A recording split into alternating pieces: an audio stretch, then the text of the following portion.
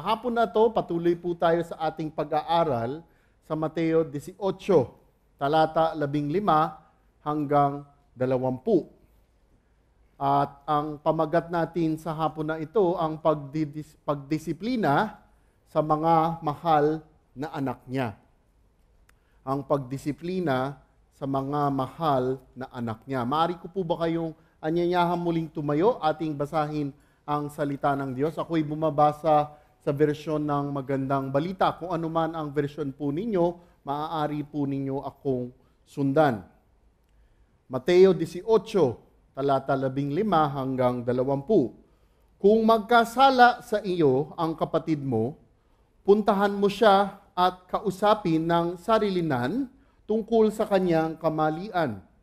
Kapag nakinig siya sa iyo, na ibalik mo na sa dati ang pagsasamahan ninyong magkapatid. Ngunit kung ayaw niyang makinig sa iyo, magsama ka pa ng isa o dalawang tao upang ang lahat ng pinag-usapan ninyo ay mapatunayan ng dalawang tao, dalawa o tatlong saksi. Kung ayaw niyang makinig sa kanila, sabihin mo sa iglesia ang nangyari. At kung ayaw pa rin niyang makinig sa iglesia, ituring mo siyang parang hentil o isang maniningil ng buwis. Tandaan ninyo, anumang ipagbawal ninyo dito sa lupa ay ipagbabawal sa langit. At ang pahintulutan ninyo dito sa lupa ay pahihintulutan sa langit.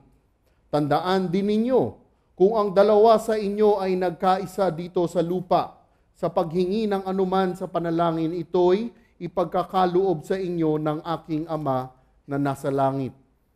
Sapagkat saan man may dalawa o tatlong nagkakatipon sa pangalan ko, naroon akong kasama nila. Tayo po ay magdasal. Diyos amang makapangyarihan, pinupuri ka namin dahil tunay kayo ay tapat. Kayo ay mahabagin. At Panginoon, kayo ay banal, banal, banal. Maraming salamat muli sa hapon na ito. Maraming salamat, Panginoon, sa pribilehyo na kami ay makapagsamba po sa inyo. Aming dasal, Panginoon, na sa hapon na ito sa aming pag-aaral, buksan po ninyo ang aming mata, isipan at puso na amin pong itong maintindihan, amin po itong maisabuhay, at sa inyong pagpapala, amin po itong maibahagi sa iba. Panginoon, humihingi po ako ng tulong sa inyo, naway ako'y maging tapat lamang sa inyong banal na salita. Ang lahat ng ito ay idinarasal namin sa ngalan ng inyong anak, Panginoong Hesus. Amen. Magsiupo po tayong lahat.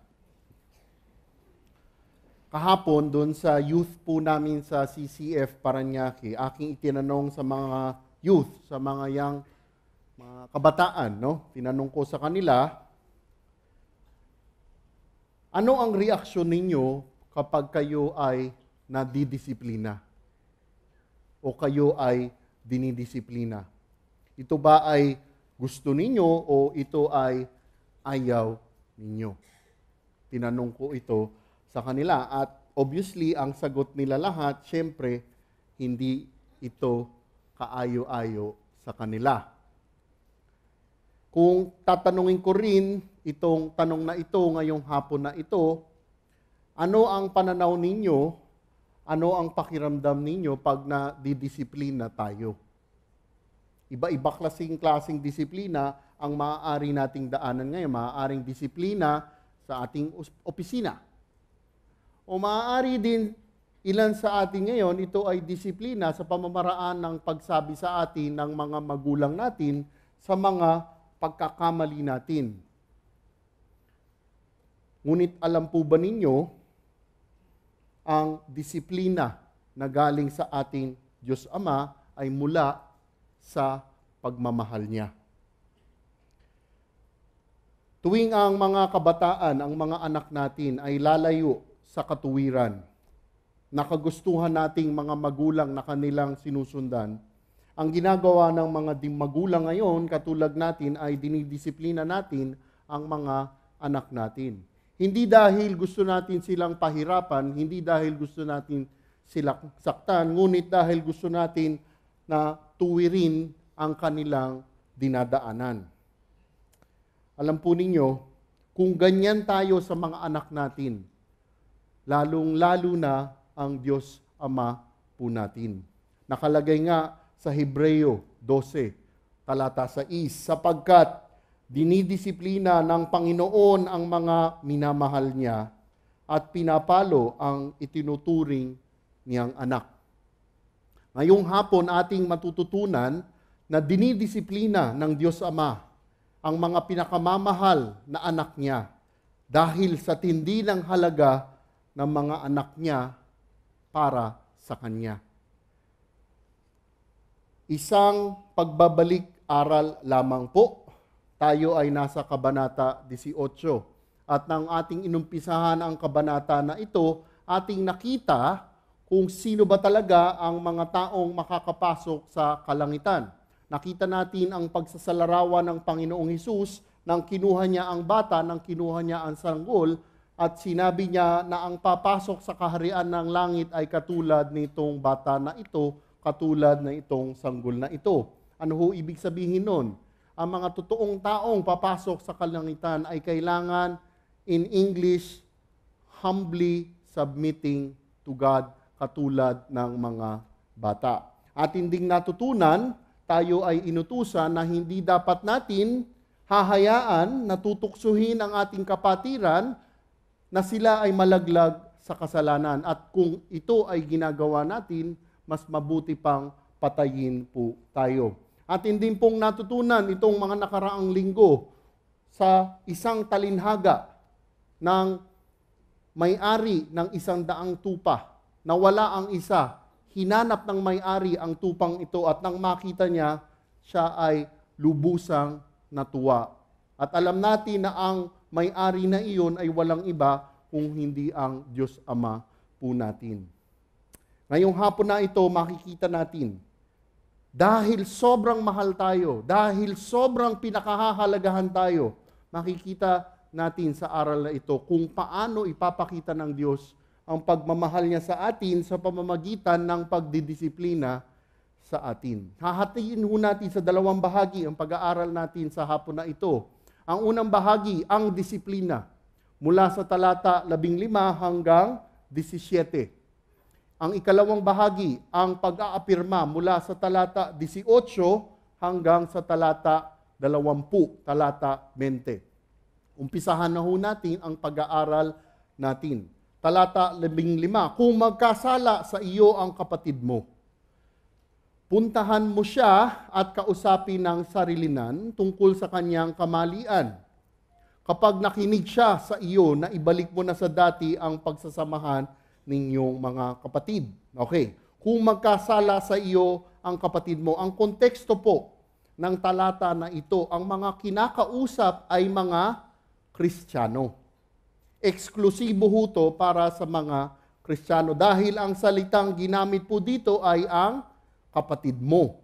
Tinutukoy po nito ang mga Kristiyano sa simbahan ng Panginoong Hesukristo. At alam po ninyo, ang kausap po dito ay lahat tayong Kristiyano sa simbahan ng Panginoong Hesukristo. Hindi po ito eksklusibo, ang mga utos na ito sa mga pastor o sa mga namumuno. Hindi po ito eksklusibo sa mga pastor o sa mga nabubuno. Ito po ay para sa bawat isa na Kristiyano dito po sa simbahan ng Panginoong Hesukristo. Mga kapatid, wala po sa simbahan na tinatawag na mga SSS. Alam niyo yun? Hindi yung Social Security System.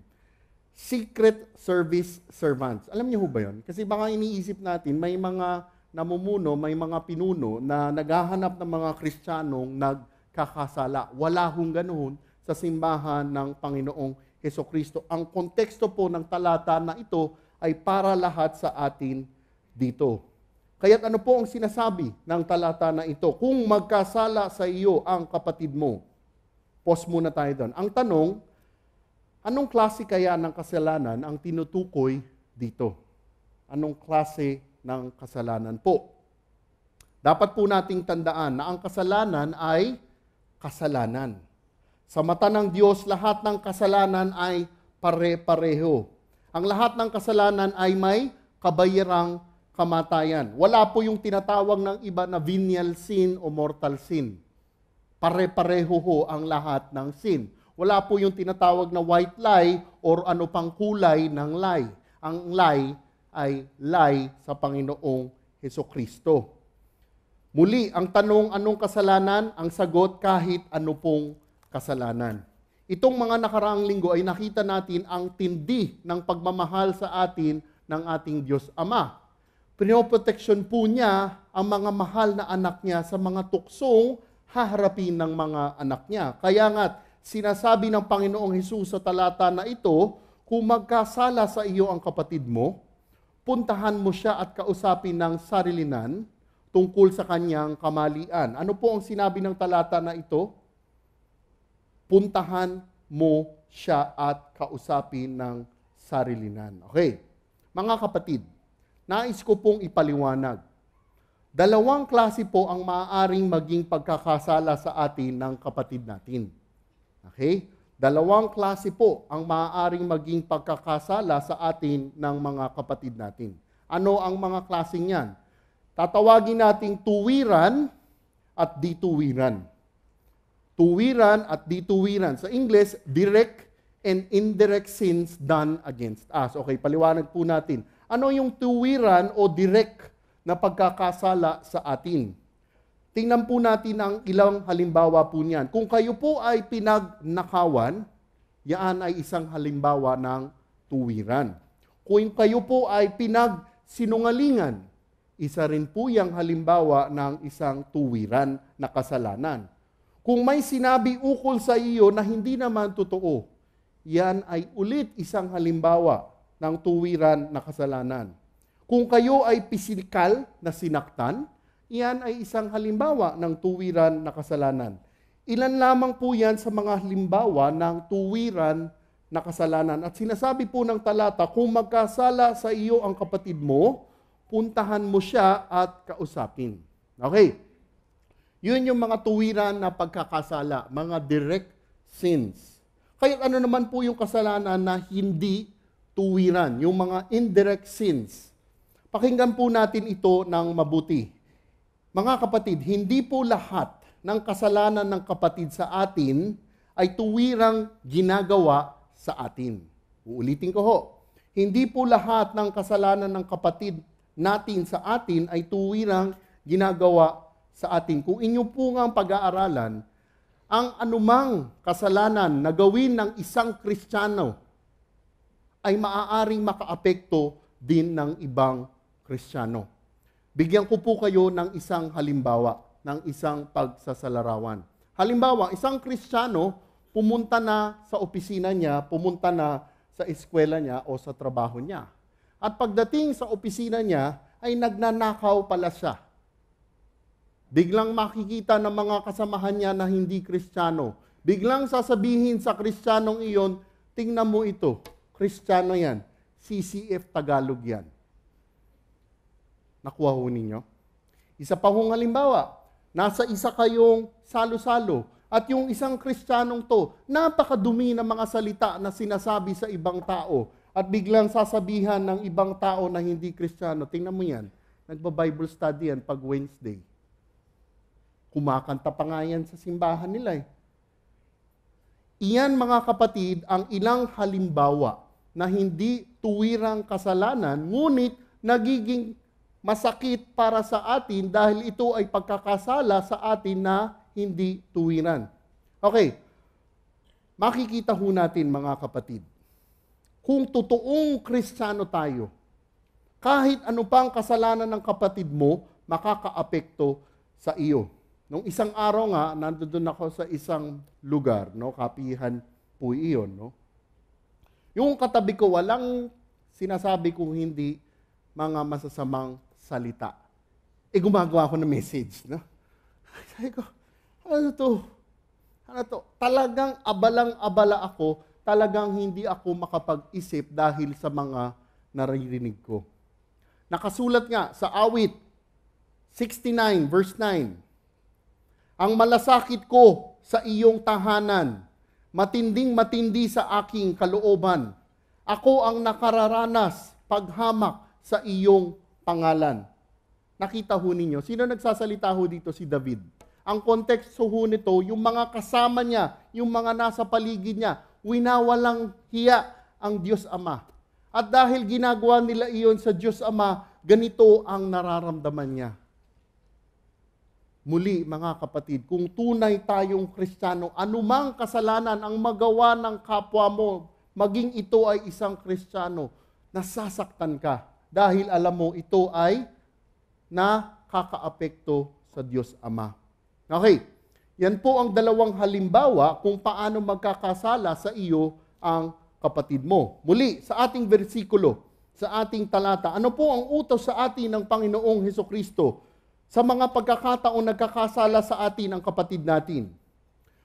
Kung magkakasala sa iyo ang kapatid mo, puntahan mo siya at kausapin ng sarilinan tungkol sa kanyang kamalian. Sa English, if your brother sins against you, go and show him his fault in private.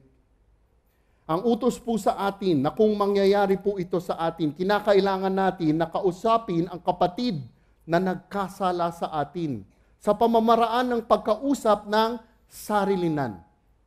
Private. One-on-one, kayong dalawa lamang. Kumbaga, kakausapin at gagawin po natin ito na kayo lamang po ang makaririnig nito. Kung kayo po, mga kapatid, ay sinaktan, kung kayo po ay pinagsinungalingan, kung kayo po ay siniraan, anuman ang kasalanan na iyan, ang utos sa atin ng Panginoong Hesukristo, ang kapatid na to ay pupuntahan at kakausapin po natin ng sarilinan. Ito po ang utos sa atin dito. Naintindihan ho natin ang utos sa atin dito? Ito po. Bigyan ko ho kayo ng pagsasabuhay po nito. Kumbaga parang ganito ang pagsasabuhay sa utos na to. Imbis na magalit tayo. Imbis na gumanti tayo.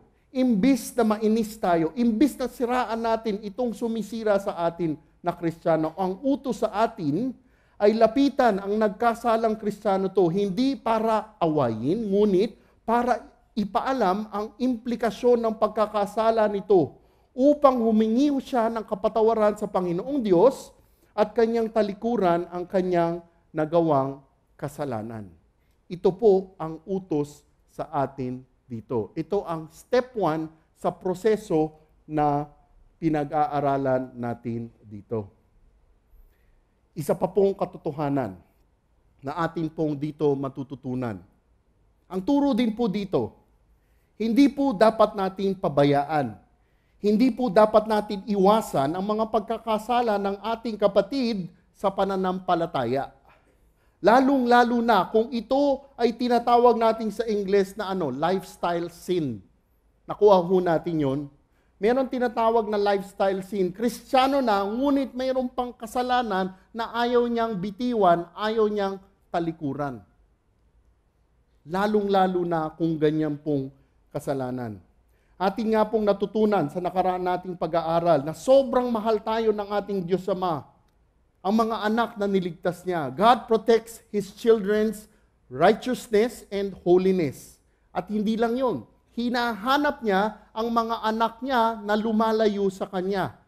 Dahil ganon niya tayo kamahal. Kung ganoon ang ating Diyos Ama, ganon din dapat tayo sa mga anak na hinirang niya sa kapatiran natin sa pananampalataya. Ang tanong, ganito ho ba talaga din tayo? Hindi po dapat natin pababayaan ang mga pagkakasala na ginagawa sa atin. Isa pa pong makatotohanan ang makikita po natin dito, ang matututunan natin dito. Kung nagkakasala ang kapatid natin sa atin, tinuturo sa utos na ito na hindi po dapat natin ito muna ikukwento sa ibang tao, lalong-lalo na sa ibang Kristiyano. Kasi ganito po tayo Nagkasala ang kapatid mo sa iyo. Ano ang unang ginagawa madalas natin, mga Kristiyano? Pupunta ka sa kaibigan mo. Alam mo ito, ginawa niya sa akin. Pag-pray nga natin siya. Ito pa, matindi. Nagkasala sa iyo ang kapatid mo, nag-Bible study ka. No? Ano yun sa Bible study nangyari? Parang pambanal, di ba? Dadasal kayo, oh, let's all pray na si ganyan magbago dahil sa kasalanan ginawa niya sa akin. Tama po ba yun? Malinaw na turo dito, kung nagkasala sa iyo ang kapatid mo, sino ang unang pupuntahan mo? Ang kapwa mo ba? Hindi po. Ang Kristiyanong nagkasala sa iyo. Go to that sinning brother or sister in private. Okay. Madalas, hindi natin nagagawa ito. Madalas, hindi natin sinusunod ito. Ang tanong na naman, paano ba? Ano ang pamamaraan kung paano natin gagawin ang utos na ito? Yeah? So ang utos, you go to your brother or sister in private, one-on-one. Paano ba natin gagawin ito? Tingnan ho ninyo sa libro ng taga-Galacia, Kabanata 6, talata 1. Galacia 6, talata 1. Mga kapatid, kung may makagawa ng kasalanan, kayong pinapatnubayan ng Espiritu ang matuwid sa Kanya, gawin ninyo ito ng mahinahon at mag-ingat kayo, baka kayo naman ang matukso. Nakita ho natin, kung pupuntahan natin ang nagkasalang kapatiran, ang pagpunta mo dapat mahinahon ka. Ano ibig sabihin po na ito? Kasi ang iniisip natin, baka pagpunta natin sa kapatid natin, sa English, tinatawag na parang tayong arugante. We are self-righteous. Sa English na version nga ito, sinasabi, kailangan with all gentleness. Kasi maaaring magyari sa atin, nagkasala ang kapatid natin sa atin, o sige, in private, pagdating mo sa kapatid mo, alam mo, ang sama-sama ng ginawa mo sa akin. Grabe, Christian ka ba talaga? Hindi po ganon, mga kapatid. Kaya nga, bago natin gawin ito, we should have a heart check. Before we even go to our sinning brother or sinning sister. At makikita ninyo mamaya kung ano ang objetibo na gagawin natin ito. So, as the Lord Jesus commands us na puntahan mo siya at kausapin ng sarilinan tungkol sa kamalian niya, ano ang sinabi ng Panginoong Hesus kapag nakinig siya sa iyo? Na ibalik mo na sa dati ang pagsasamahan ninyong magkapatid. Okay, kukunin ko sa English ito. Ito ang nakasulat sa English. If he listens to you, you have gained your brother. Okay, you have gained your brother. Ano po ang ibig sabihin nito? Kung tinanggap po ng kapatid na ito ang pagkakasalang nagawa nito, at hindi lang po yan, kung tinanggap nito at humingi ng kapatawaran sa iyo at sa Panginoong Diyos, tinalikuran ang kasalanang nagawa nito. Sinasabi rito, if he listens to you, you have gained your brother. Nais ko lamang pong bigyan ng pansin, nais ko pong bigyan ng matinding dain, yung phrase that you have gained your brother. Ano po ba sinasabi nito, talatang ito? Ito, mga kapatid, ang tanging dahilan kung bakit mo pupuntahan, kung bakit mo siya sasabihan ang nagkasalang kapatiran. You go to gain your brother back. Tulad po ng tupang naligaw at lumayo, sadya pong hinanap ito ng may-ari niya. Dahil ito ay sadyang mahalaga sa kanya. Dapat, mga kapatid, ganun din po tayo sa mga kapatid po natin. Ito po ang utos ng Panginoong Hesukristo para sa atin. We go to our sinning brother or sister to gain him or her back. Not just because we can be friends again, no. Dahil this sinning brother or sister sin against God. Ang gusto mo, ma-restore siya sa relasyon niya sa Panginoong Diyos. Yun ho ang itinuturo dito, yun ho ang sinasabi po dito. Side note, commercial, kung hindi ka totoong Kristiyano, hindi po mo magagawa ito. Kung Kristiyano na nga, mahihirapan nang gawin ito, lalo na kung hindi ka Kristiyano. Isipin mo, sinaktang ka na, nagkasala na, pupuntahan mo pa, patatawarin mo, at ang gusto mo ay magbalik siya sa relasyon niya sa Panginoong Diyos. Kaya nga ang talatang ito, itinuturo sa atin, ipinapakita sa atin kung gaano tayo talaga kamahal ng Diyos Ama. Tayo ay magpatuloy sa talata 16. Ngunit, kung ayaw niyang makinig sa iyo, magsama ka pa ng isa o dalawang tao upang ang lahat ng pinag-usapan ninyo ay mapatunayan ng 2 o 3 saksi. Ano po ang sinasabi rito? Ano po ang itinuturo dito? Kung sa unang hakbang ng prosesong ito, yung step 1, ang kapatid na ito ay ayaw makinig sa iyo, datapwat ito ay sinadya mo, datapwat na one-on-one lang talaga kayo, datapwat ito ay kinausap mo, pinagsabihan mo ukol sa katotohanan ng kasalanan nito, at hindi nakinig sa iyo, magsama ka pa ng isa o 2 tao. Tiyak, nang sinabi po ito ng Panginoong Hesukristo, ay kaagad na intindihan ng mga Hudyo.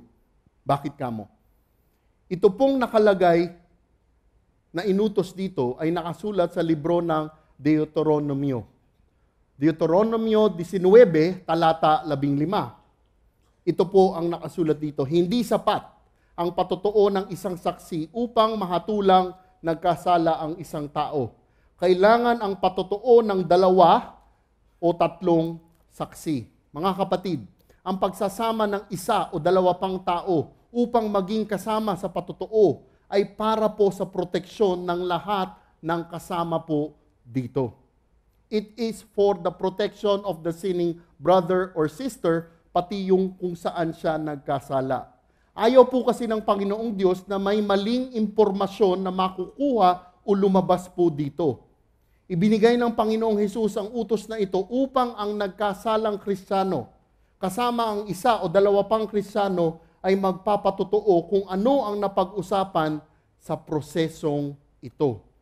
Makikita natin how God really loves and protects His children. God the Father does not want wrong reports about His children. Ang gusto ng Panginoong Diyos, tama ang impormasyong lalabas sa tulong ng isa o 2 pang magpapatotoo. Makikita ho kasi, kasama ang 2 tao na magpapatotoo, kung itong Kristiyano na ito ay nagsisi na ba talaga o nagmatigas pa. Kinakailangan po ng 2 pang tao na magpapatotoo. Mga kapatid, ang prosesong pagdidisiplina po na ito ay ginagawa hindi para siraan, hindi ginagawa para pulaan ang reputasyon at pagkatao ng nagkasalang Kristiyano. Tulad po ng ating napag-aralan kanina, we do this to gain, to win our brother or sister back. Okay po? Ang intensyon is to gain or win our brother or sister back. Yun ho ang objetibo ng proseso na ito. Isa lamang pong babala. Kung magsasama tayo ng isa o 2, mag-ingat lamang po tayo na hindi ito magiging chismis sa pagsasama ng isa o 2.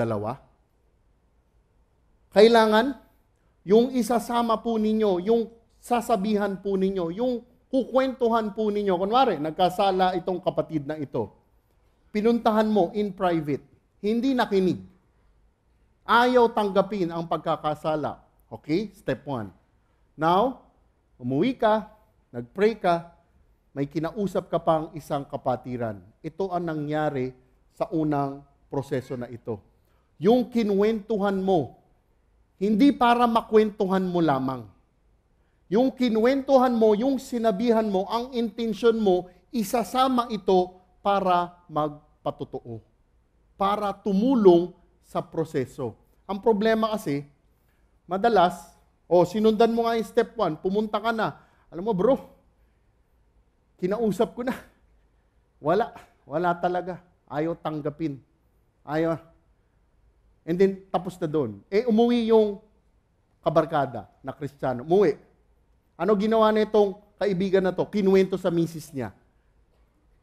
Hindi nakapagpigil yung misis niya. Kinuwento sa D-group niya. Maging yung taong isasama mo sa proseso na ito, kailangan sabihan mo, hanggang sa'yo lang ito. Hindi mo pwede ikwento to sa misis mo, sa mga ka-Bible study mo. Malinaw po? Okay. Ito pa, buti pinaalala ni Brother Peter kanina ito. yung isasama mo sa proseso ng pagdidisiplina na ito, kailangan kahit paano may relasyon at kilala yung Kristiyano na dinadaan sa prosesong ito. Nakuha pa natin yon. Okay. So step 1, you go to your sinning brother in private.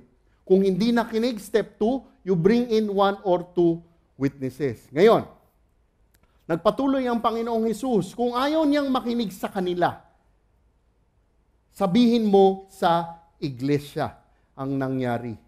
At kung ayaw pa rin niyang makinig sa iglesia, ituring mo siyang parang hentil o isang maniningil ng buwis.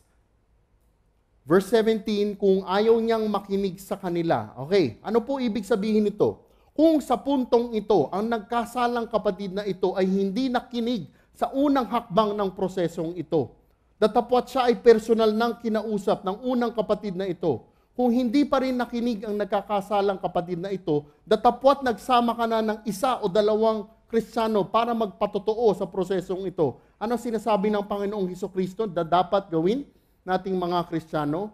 Kung ayaw niyang makinig sa kanila, sabihin mo sa iglesia ang nangyari. Marahil, marami sa inyo magsasabi, grabe naman ito. Totoo ba ito?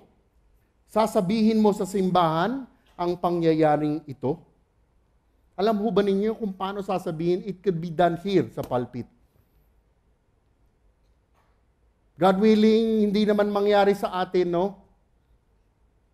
Na hindi umabot sa punto na si Pastor George or Pastor EJ will bring out the step 3 of the discipline process. Ito ho ang sinasabi dito po sa atin. Muli, mga kapatid, tulad ng ating natutunan kanina sa talata 15, the main objective why we do this, why we tell it to the church is what? To win our sinning brother or sister back. That is the objective. Hindi ginagawa yung para siraan, hindi ginagawa yung para pulaan ang nagkasalang Kristiyanong ito. Ang objetibo ay para ma-win back ang brother or sister na ito. At tingnan po ninyo, napakaganda ng prosesong ito. Pag umabot na sa puntong ito, at sinabi na sa iglesia, sinabi na sa simbahan ang pangyayaring ito, and yung objetibo is to win this sinning brother back. Look at this. Imagine this. Bawat isa sa atin dito, magdadasal at pupuntahan, sasadyain ang kapatid na nakasala na ito. Each one of us would go after that sinning brother or sister. Ito po ang inuutos sa atin dito. Kaya nga naniniwala ako, yung talinhaga bago po nito, di ba? The parable of the lost sheep, when the owner sought after the lost sheep na isa, isipin po ninyo yun.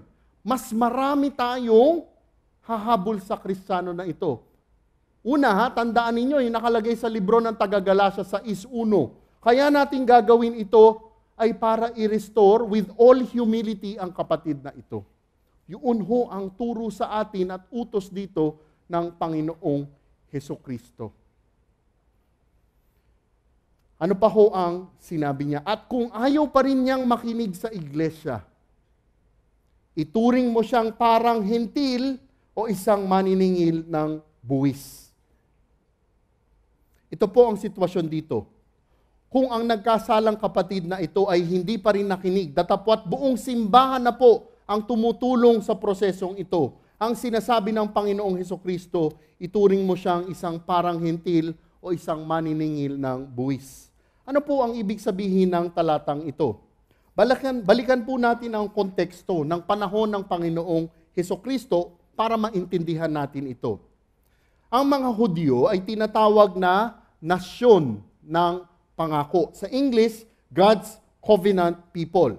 Okay? Ang mga Hudyo, ang nasyon ng pangako. At ang mga hentil, o kung tawagin sa English din, heathen, ay mga taong nasa labas ng tinatawag na covenant people. Kung wala ka sa covenant people, ang tawag sa iyo, hentil, ang tawag sa iyo, heathen.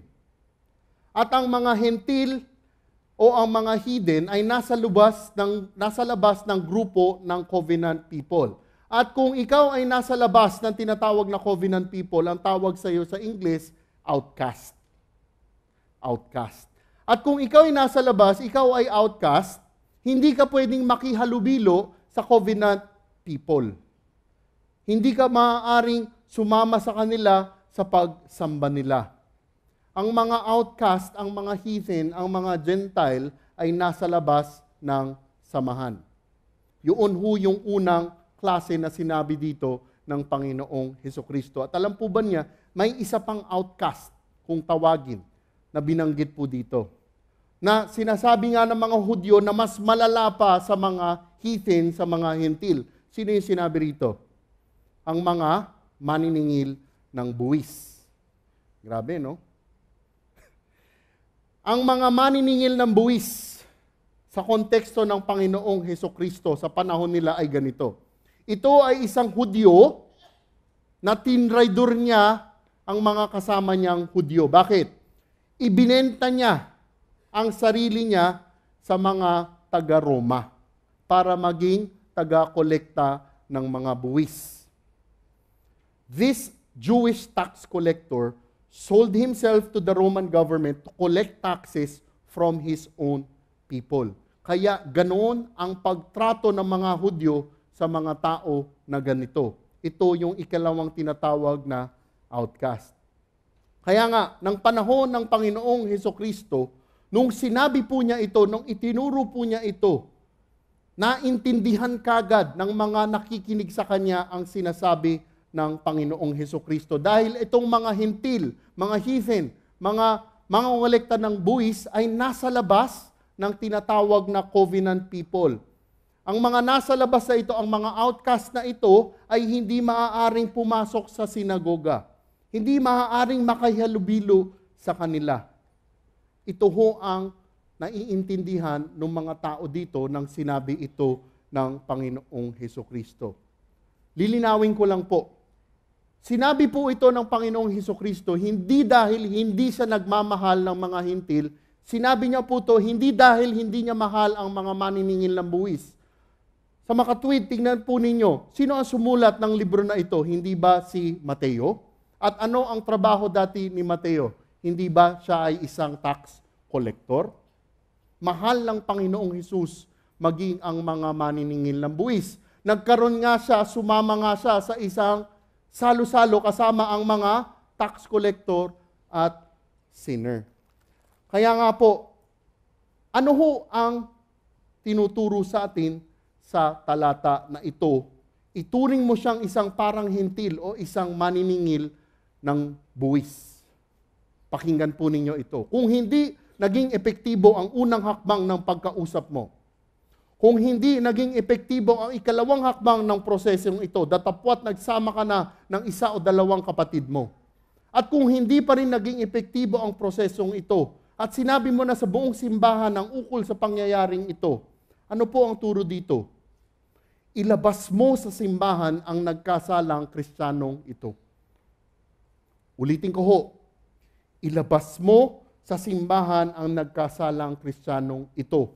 Turingin siyang isang hentil, turingin siyang isang maniningil ng buwis. Ito po ang turo dito. Step 4, put them out, take them out. Take them out of where? Take them out of the fellowship. Put them out of the assembly. Ano sa atin yan? This sinning, unrepentant Christian could not join us dito sa worship. That's the teaching of the Lord Jesus.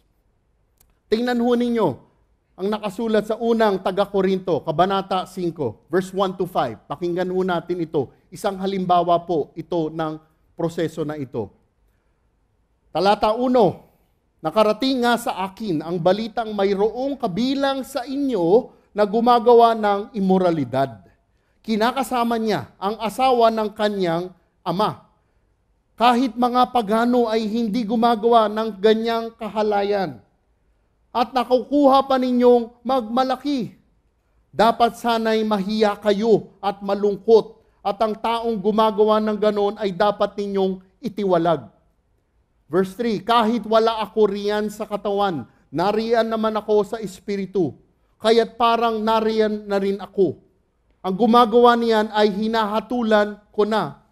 Verse 4, sa pangalan ng Panginoong Hesus, kapag kayo'y napagtipon-tipon at ang Espiritu ko ay nariyan sa kapangyarihan ay ang Panginoong Hesus. Verse 5, ibigay ninyo kay Satanas ang taong iyan upang mapahamak ang kanyang katawan at nang sa gayoy maligtas ang kanyang espiritu sa araw ng Panginoon. Ano sinasabi sa mga talata na ito? Ang nangyari ho dito, itong konteksto, may isang Kristiyano sobrang tindi ng kasalanang ginagawa sa simbahan na ito ng Korinto. At hindi lang yon, dahil sa kasalanan niya, naimpluwensyahan pati ang iba. Ang sinabi ni Pablo dito sa sulat na ito, ibigay ninyo siya kay Satanas. Ang taong yan upang mapahamak ang kanyang katawan. Lilinawin ko lang ho. Ang konteksto ng sinasabi dito sa taga-Korinto, itong Christian na ito, hindi mawawala ang salvation. Okay? Hindi mawawala ang kaligtasan. Ngunit ilalabas itong taong ito para ibigay kay Satanas para mapahamak ang kanyang katawan. At nang sa gayoy, maligtas ang kanyang espiritu sa araw ng Panginoon. Mga kapatid, sa talata na ito ay isang ehemplo nitong prosesong ito na umabot na sa tinatawag nating step 4. Take out the unrepentant Christian sinning within the church.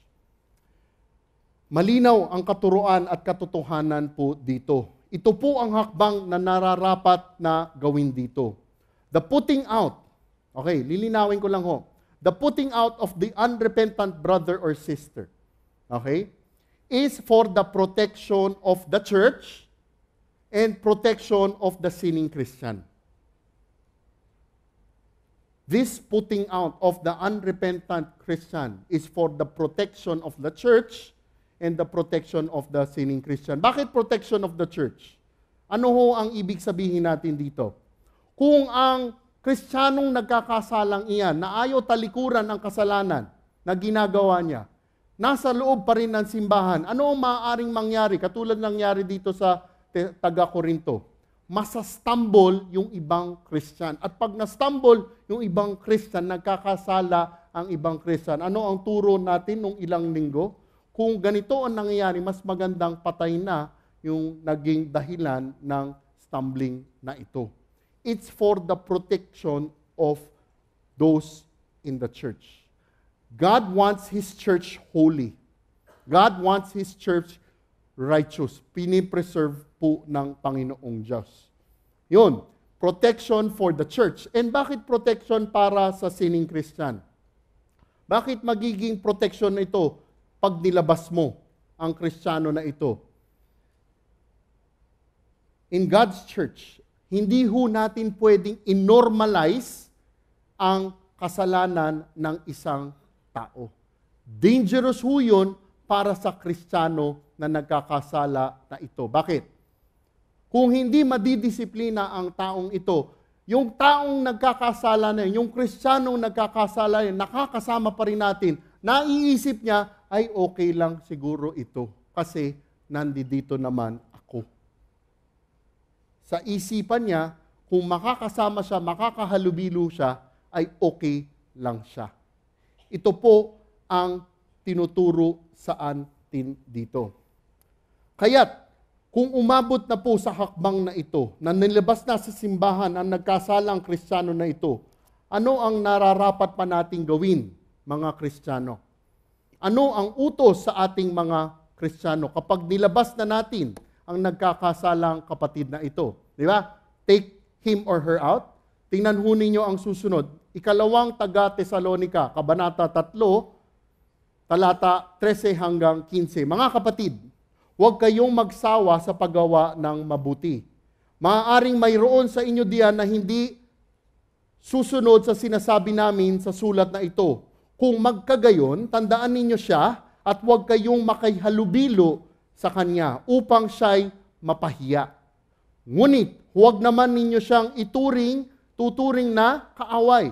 Sa halip, pangaralan ninyo siya bilang kapatid. Ano po ang utos sa atin dito? Ano sinabi sa talata 15 dito? Pangaralan ninyo siya bilang kapatid. Kaya't ano yung step? First, put them out. Ilabas mo. And win them back. Pagsabihan mo, pangaralan mo. So as you take them out, as you put them out, you continuously call them back, win them back. Nakuha natin po yun. Ganito po yun. Ito ho ang aplikasyon po niyan.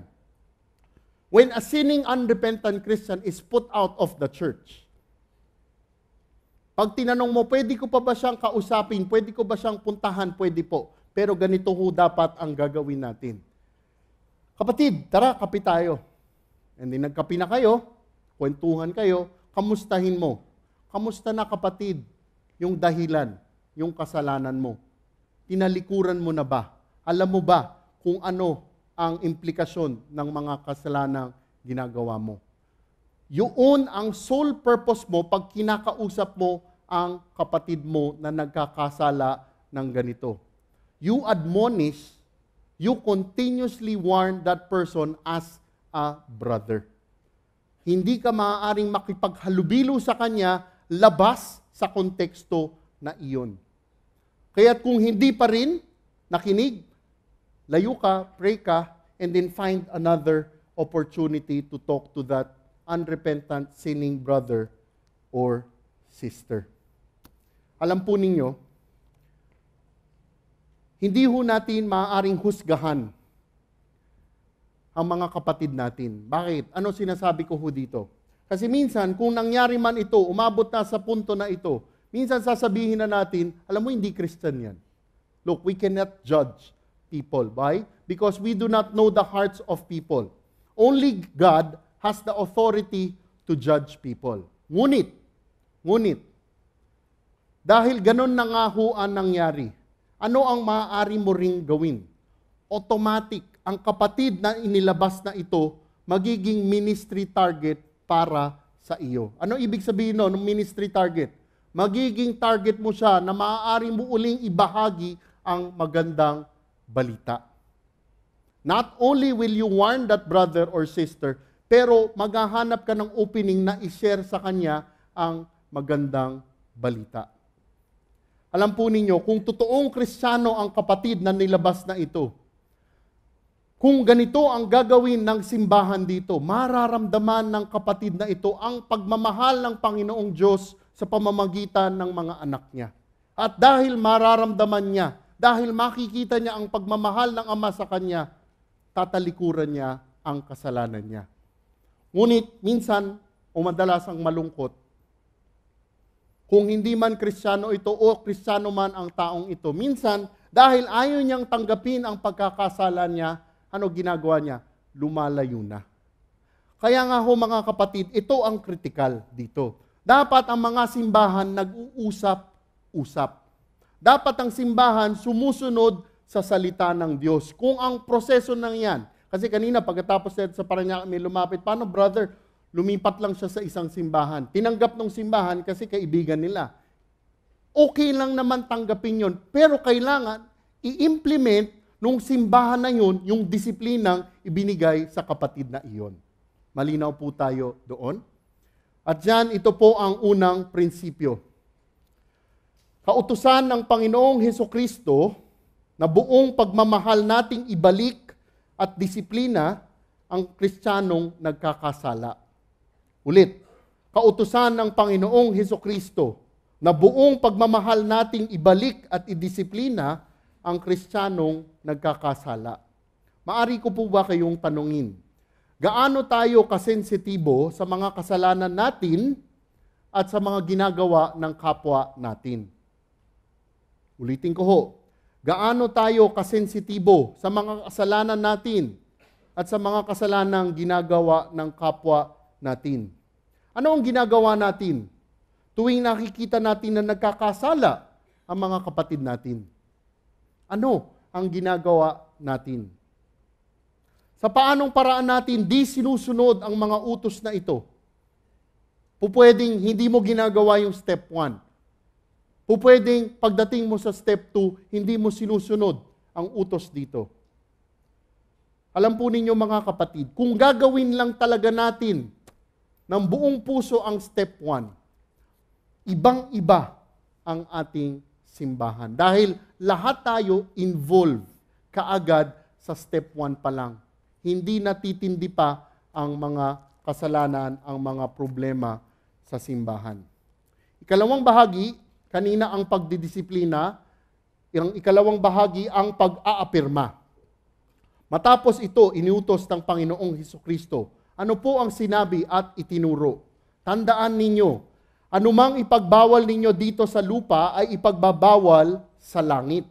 At ang pahihintulutan ninyo dito sa lupa ay pahihintulutan sa langit.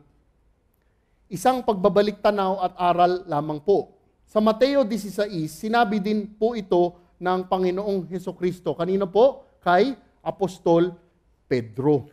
Ang talatang ito ay nagsasaad ng otoridad na ibinigay kay Pedro. Ngunit, nais ko lamang pong linawin, ang otoridad na ito ay hindi lamang eksklusibo kay Pedro. Bakit kamo? Dahil inulit ito muli ng Panginoong Hesukristo dito sa Kabanata 18, talata 18. At ang kausap na dito ng Panginoong Hesukristo ay lahat ng kanyang disipulo. Kaya ang otoridad na ito ay hindi lamang kay Pedro, ngunit pati sa ibang mga disipulo. Ano po ang ibig sabihin ng talatang ito? Para maintindihan nating mabuti ang talatang ito, tingnan natin ang konteksto nito para sa mga Hudyo. Para sa mga Hudyo, ang salitang ipagbabawal, pahihintulutan. Sa Ingles, binding, loosing, ay ginagamit para sa mga bagay at batas ukol sa kanilang Torah. Okay, yung Torah nila, yung Biblia nila, ginagamit nila yung binding at loosing ukol sa kanilang batas, sa kanilang Torah. Ano ibig sabihin ng binding at loosing? Kumbaga, sa salita natin, may mga pagkakataon na ikaw pa ay nakatali sa batas na ito, na kailangan mong sundin ito. At may mga pagkakataon na nakakakawala ka na sa batas na ito na hindi mo na kailangan sundin ang batas na ito. Let me give you an example. Paano sa atin to? Sa pagmamaneho, pag hindi ka pa 17 years old, bawal ka pa mag-drive. Ano tawag doon? Bound ka pa doon sa law na iyon. Kung 14 ka, bound ka pa sa law na hindi mo ka pa pwedeng magkaroon ng lisensya at hindi ka pa mag-drive. At pag umabot ka na ng 17, loosed ka na sa law na yon. Nakuha po natin? Okay. Tingnan po natin ang Juan 20:23 para maintindihan natin ang sinasabing otoridad dito ng Panginoong Hesukristo. John 20 verse 23. Ang patatawarin ninyo sa kanilang mga kasalanan ay pinatawad na nga. Subalit ang hindi nyo patatawarin ay hindi nga pinatawad. Sa talata pong ito, binigyan ng otoridad ng Panginoong Hesus si Pedro at ang kanyang mga disipulo at ang mga magiging disipulo na magsabi at magdeklara kung ang isang tao ay napatawad na sa kasalanan niya.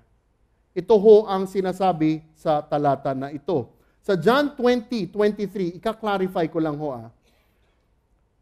In John 20:23, it does not give authority to Christians to forgive sins. Okay? Lilinawin ko lang ho. Tayong mga Kristiyano ay walang otoridad na magsabi, okay, I forgive you. Hindi ho ganun ang tinuturo dito. Bakit? Only God has the sole authority and capacity to forgive sin. So ano yung sinasabi dito? Jesus was saying that the believer, the Christian, ay may kapangyarihan magsabi kung ang isang tao ay tunay na napatawad na o hindi pa. At ang basehan po ng kapatawaran na ito ay ang pagtanggap ng mga turo at salita ng Panginoong Hesukristo. Example, shiner mo ang gospel, tinanggap niya ang tagapagligtas niya. Maaari mong sabihin na patawad na ang mga pagkakasala. May isang tao, shineran mo, hindi tinanggap ang magandang balita. May otoridad ka sabihin, hindi ka pa pinatawad sa mga pagkakasala mo. Yun ho ang sinasabi sa Juan 20:23. Balik po tayo sa Mateo 18. Kaya't nang sinabi ito ng Panginoong Hesukristo dito sa Mateo, na kung hindi tatalikod sa kasalanan, ang Kristiyanong nagkakasala dito, siya ay tinuturing isang hentil o maniningil ng buwis ng mga Hudyo. At ang sunod na kanyang sinabi ay ano? Tandaan ninyo, anumang ipagbabawal ninyo dito sa lupa ay ipagbabawal sa langit. At ang pahihintulutan ninyo dito sa lupa ay pahihintulutan sa langit. Whatever you bind on earth shall have been bound in heaven. Whatever you loose on earth shall have been loosed in heaven. Ano ang katotohanan ng tinuturo dito? Tuwing dadaan sa prosesong ganito ang simbahan, sa prosesong pagdidisiplina na ganito, ukol sa pagdidisiplina at pagbabalik ng isang nagkasalang Kristiyano, tuwing gagawin ng simbahan ito, ang prosesong ito, buong loob at tiwalang masasabi ng simbahan, kung ang isang nagkasalang Kristiyano ay tunay na napatawad na o tunay na hindi pa napapatawad sa kasalanan nito. At ang batayan ng katotohanan ito ay nanggaling lamang sa katotohanan sinabi ng Panginoong Hesukristo. Tandaan ninyo, anumang ipagbawal ninyo dito sa lupa ay ipagbabawal sa langit. At ang pahihintulutan ninyo dito sa lupa ay pahihintulutan sa langit. Marahil maraming magsasabi sa atin ngayon dito, totoo ba talaga to? Na pag sinabi na ng simbahan na itong tao na to turingin ng isang hentil, isang manuningil ng buwis, ilabas na natin sa simbahan ang taong ito. Totoo ba talaga to? Ano ang otoridad ng simbahan para gawin ito? Alam ho ninyo, ang Panginoong Hesukristo, tunay na Diyos dahil alam niya kung paano tayo mag-isip, maging mga Kristiyano. Sinagot niya ang katanungan na yan. Talata 19. Tandaan din ninyo, kung ang dalawa sa inyo ay nagkaisa dito sa lupa, sa paghingi ng anuman sa panalangin, ito'y ipagkakaloob sa inyo ng aking Ama na nasa langit. Mga kapatid, ang pangakong ibinibigay po dito, okay, pakinggan ho ninyo ang pangakong ibinibigay po dito ay ukol sa pagdidisiplina, ukol sa pagbabalik ng isang nagkasalang Kristiyano. Ito ang pangakong sinasabi dito sa talata 19. At ang ibinibigay na pangako dito ukol sa verse 15 hanggang 17. Ang dalawang binabanggit dito ay yung isa o dalawang magpapatotoo na sinabi kanina sa verse 17. Nakuha ho natin. Anong ipinaliliwanag ko? Ang pangako na ito ay para lamang po sa pagdidisiplina ng isang Kristiyano. Kasi ang iisipin ng iba, kukunin tong verse 19 at sasabihin nila, tandaan ninyo kung ang dalawa sa inyo ay nagkaisa dito sa lupa. Sa paghingi ng anuman sa panalang, ito ipagkakaloob sa inyo ng aking Ama. Ang gagawin ng iba, tara, pray tayo. I-claim natin kay Jesus. Kasi sabi niya rito, pareho tayo ng hinihingi, di ba? Pareho tayo ng hinihingi. Pag ginawa natin ito, ibibigay sa atin ng Diyos Ama. Mga kapatid, mali po ang konteksto nun. Dahil ang konteksto na sinasabi dito, yung isa o dalawa na ito, yung isa o dalawa na magpapatotoo, yung isa o dalawa na magtitestigo para dun sa proseso ng pagdidisiplina. Sa salitang Greko, ang nagkakaisa, sa English, agree, symphoneo. Ano yung symphoneo? Ang pagsasalarawan nito ay yung parang orchestra. Di ba sa orchestra, may drum, may violin, may cello, di ba? Ang orchestra, para maging maganda ang tunog, kailangan pare-pareho ang tinutugtog. Yun ang sinasabi dito, nagkaisa. Nagkaisa ang isa o dalawa, yung mga nagtestigo, na ano ang magiging desisyon nila ukol sa salita ng Panginoong Jesucristo. At kapag yan, napagdesisyonan na, kung ano ang napagdesisyonan nila, ganyan na rin ang desisyon ng Diyos Ama. At alam nyo, hindi pa nagtapos doon ang pag-aapirma ng Panginoong Hesukristo. Verse 19 at 20. Tandaan din ninyo ito, kung ang dalawa sa inyo ay nagkaisa dito sa lupa sa paghingi ng anuman na panalangin, ito'y ipagkakaloob sa inyo ng Diyos Ama na nasa langit. Verse 20. Sapagkat saan man may dalawa o tatlong nagkakatipon sa pangalan ko, naroon akong kasama nila. Verse 19, ang sinasabi, ang pag-aapirma, dahil ito ay inaapirma ng Diyos Ama. Ang verse 20, pakinggan ho natin. Kasi ang talata pong ito ay madalas na ginagamit sa mga simbahan na mali ang konteksto. Familiar po ba kayo dito sa verse 20? Ito yung English. For where 2 or 3 are gathered together in my name, there am I in the midst of them. Narinig nyo na yun? Di ba? Saan nyo naririnig ito? Naririnig nyo ito sa mga prayer meeting. Naririnig nyo ito sa mga Bible studies. Naririnig nyo ito sa mga worship gatherings. Di ba? Sasabihin minsan, when 2 or 3 are gathered, there I am. Di ba? Mga kapatid, ang konteksto nitong talata 20 na ito ay sa proseso ng pagdidisiplina. Yung 2 or 3 na binabanggit dito ay yung mga nagpatotoo, yung mga nagtestigo. Hindi ho natin maaaring magamit ang talata na ito sa ibang gamit maliban sa konteksto na ito. Kasi iisipin nyo, so kung 2 or 3, nandyan si Jesus, paano kung mag-isa ka? Wala na ang Panginoong Jesus? Siyempre hindi po. Kaya nga mga kapatid, matututunan natin ang napakagandang katotohanan dito na hindi lamang ang Diyos Ama mula sa langit ang nag-aapirma ng mga desisyon ukol dito sa pagdidisiplina ng mga ginagawa ng mga anak niya, ngunit mismo ang Panginoong Hesus ang magpapatotoo sa mga desisyon na gagawin ng mga Kristiyano ukol sa proseso na ito. Not only is the Father acting in heaven with us, but the Son is here on earth with us, witnessing the process of this discipline and restoration. Ito po ang ikalawang prinsipyo. Inaapirma ng Panginoong Hesukristo ang biblikal na desisyon ng pagbabalik at pagdisiplina sa isang Kristiyanong nagkasala. Uulitin ko ho.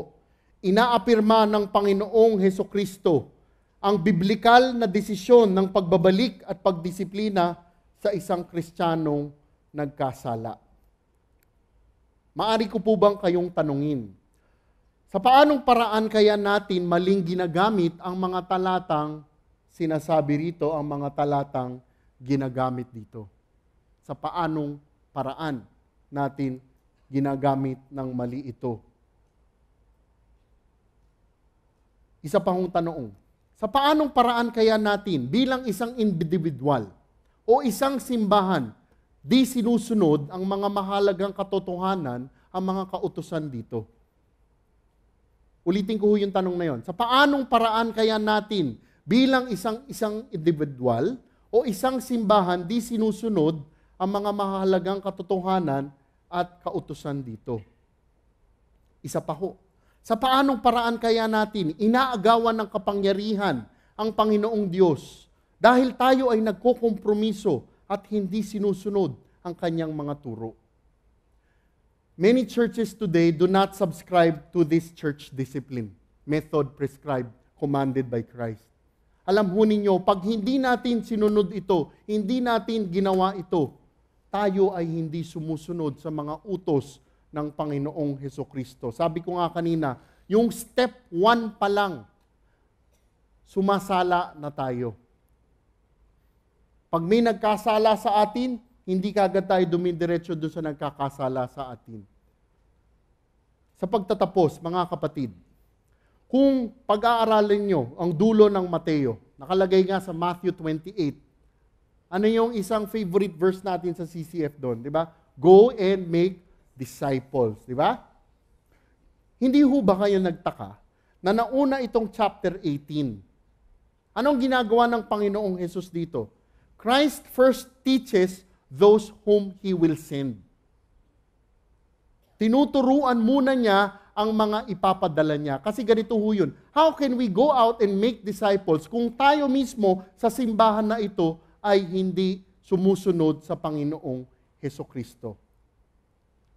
Kaya nga, sa ating pag-uwi, ating ipagdasal, Lord, mahirap itong turo na ito. Sobrang hirap nitong turo na ito. Sa sarili naming kakayanan, hindi namin kakayanin ito. Ngunit Panginoon, susunod kami sa pagpapala na ibibigay mo, sa lakas na ibibigay mo.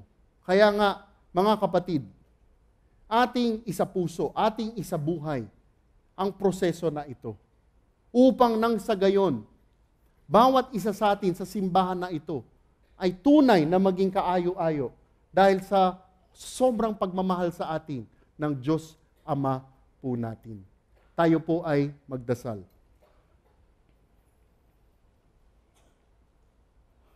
Diyos Amang makapangyarihan, pinupuri ka namin dahil tunay kayo ay tapat.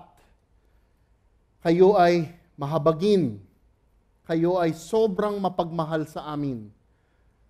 Maraming salamat muli, Panginoon, sa pag-aaral na ito. Panginoon, alam namin na sa sarili naming kakayanan, hindi namin kakayanin ito. Ngunit, Panginoon, kami ay dumudulog sa inyo. Hinihingi namin ang tulong ninyo, hinihingi namin ang lakas na ibibigay po ninyo. Alam namin, Panginoon, ang mga bagay na ito ay susundin namin dahil iniutos po ninyo sa amin. Panginoon, sa aming pag-uwi, aming dasal, patuloy ninyo kaming kausapin. Patuloy ninyong direksyonan ang mga buhay namin. At Panginoon, na kami ay maging sensitibo sa mga kasalanan namin at sa mga nagkakasala sa amin. Panginoon, bigyan nyo kami ng puso na maawain, bigyan nyo kaming puso na mahinahon. At nang sa gayon, nalalapit kami sa mga kapatid namin na nagkakasala sa amin. Hindi kami, Panginoon, na magiging tingin namin sa sarili namin ay makatuwiran. Ngunit, ang tingin namin sa kapatid namin ay mga kapatid na niligtas mo na pinakahahalagahan mo. Tulungan po ninyo kami, Panginoon, at sa aming pag-uwi, pag-ingatan po ninyo kami. Ang lahat ng ito ay tinarasal namin sa ngalan ng inyong anak, Panginoong Jesus. Amen. Palakpakan po natin ang Panginoong Diyos.